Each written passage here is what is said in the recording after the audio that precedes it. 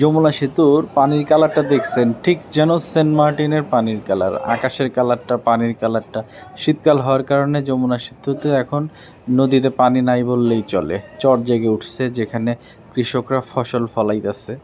ব্যাপারটা কিন্তু খুবই চমৎকার। যমুনা সেতুর যে রেল লাইনটা আছে, সেই রেল লাইনের উপর দিয়ে যাচ্ছিলাম, আর মনে হইলো যে আপনাদের সবার জন্য একটু বর্তমানে যমুনা সেতুর যে ভিউটা, সেই ভিউটা একটু তুলে ধরি।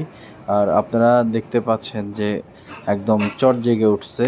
তো যারা চরের মানুষ, গ্রামীণ মানুষ, তারা কিন্তু এখন এই চরে সুন্দর সুন্দর ফসল আবাদ করছে, শীতকালীন সবজি থেকে আরও অনেক কিছু, মাছ তো মারছেই। আর আমার আফসোস হচ্ছে যে একটা সময় আমরা যমুনা সেতুর যে প্রথম সেতুটা ছিল, সেইখান দিয়ে আমরা পারাপার হইতাম। আর এখন আমরা নতুন সেতু দিয়ে পারাপার হচ্ছি। ওই সেতু দিয়ে পার হইতে আমাদের মোটামুটি আধা ঘন্টা থেকে 40 মিনিট লাগতো, এখন কিন্তু আর সেটা লাগে না। এই জিনিসটা কিন্তু আবার অনেক ভালো।